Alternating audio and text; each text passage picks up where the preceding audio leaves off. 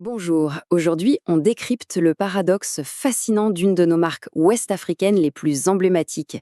Allez, on plonge directement dans le vif du sujet. Ce fameux tissu wax qu'on voit absolument tous les jours dans nos rues, eh bien, il est fabriqué par une véritable institution, cotée à la Bourse régionale depuis 1998. Mais qui a remarqué que cette même entreprise traverse, en silence, une crise profonde depuis 3 ans?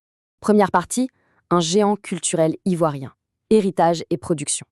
Alors, pour resituer un peu les choses, Uniwax est né en 1968 du côté de Yopougon.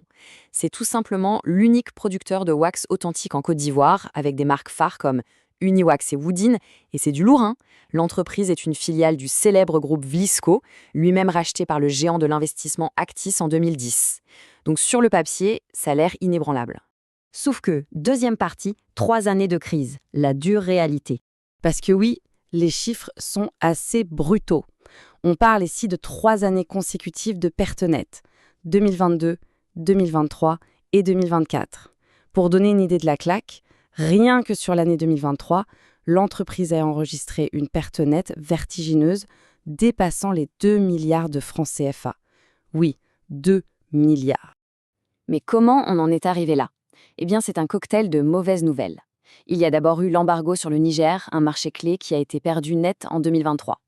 Ajoutez à ça une concurrence déloyale massive sur le marché du pagne, et puis une demande régionale globalement très fragilisée. Bref, la tempête parfaite. Pourtant, il y a du nouveau. Troisième partie. Le mirage de 2025, une illusion spectaculaire.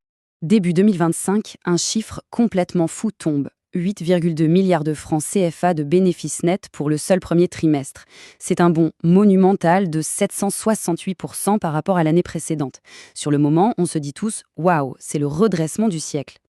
Mais attention, c'est là qu'il ne faut pas se faire avoir. Ce profit exceptionnel, il vient d'où? En fait, uniquement d'une énorme vente immobilière. Une cession bail de leur terrain de Yopougon qui a généré 8,54 milliards.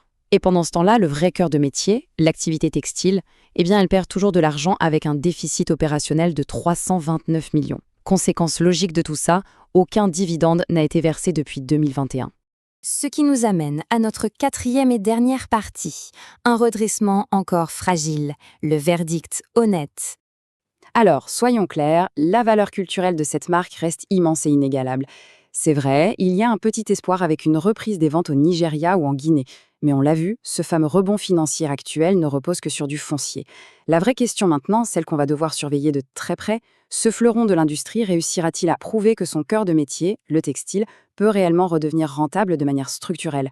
C'est le grand défi qui définira l'avenir de ce géant. Bonjour.